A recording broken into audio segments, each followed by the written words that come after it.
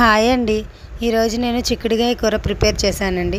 ముందుగా చిక్కుడుగాయల్ని క్లీన్ చేసేసుకుని కట్ చేసుకుని పక్కన పెట్టుకుని ఉంచుకున్నానండి. తర్వాత స్టవ్ ఆన్ చేసుకొని పోపు దినుసులు వేసుకున్నానండి. అవి ఫ్రై అవుతూ ఉన్నప్పుడు 5-6 వెల్లుల్లి రెబ్బల్ని దంచుకుని వేసుకున్నానండి. వేసుకుని ఫ్రై చేసుకుంటున్నాను. ఇవి ఫ్రై అవుతూ ఉన్నప్పుడు 2 ఆనియన్స్, 2 పచ్చిమిర్చి కట్ చేసుకుని వేసుకున్నానండి. కొంచెం కరివేపాకు వేసుకోవాలి. ఈ ఆనియన్స్ కరివేపాకు బాగా ఫ్రై అయిపోయిన తర్వాత చిక్కుడుగాయలను కూడా వేసేసుకున్నానండి. వేసుకుని కలుపుకుంటూ ఫ్రై చేసుకుంటున్నానండి. దీనిలోకి రుచికి సరిపడా సాల్ట్ కూడా వేసేసాను. వేసుకుని ఒకసారి కలుపుకుంటున్నానండి. కొంచెం పసుపు కూడా వేసుకున్నాను. ఈ చిక్కుడుగాయ ముక్కలు మనకి మెత్తగా అయిపోవాలండి. అలా కలుపుకుంటూ ఆయిల్లోనే కొంచెంసేపు ఫ్రై చేసుకుంటున్నానండి.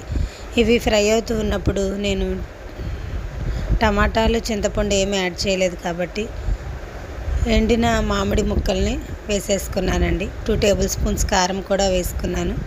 వేసుకుని ఒకసారి కలిపేసేసుకుని కొంచెం వాటర్ కూడా పోసేసుకున్నానండి. ఒకసారి కలిపేసుకుని లిడ్ పెట్టేసుకున్నానండి. ఒక 5 మినిట్స్కి వాటర్ అంతా ఇంకిపోయిన తర్వాత ఒకసారి కలుపుకుంటున్నానండి. ఎంతో టేస్టీ అయిన చిక్కుడుగాయ కర్రీ రెడీ.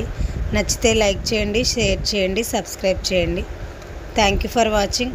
ఇలాంటి మోర్ వీడియోస్ కోసం మా ఛానల్ని సబ్స్క్రైబ్ చేయండి.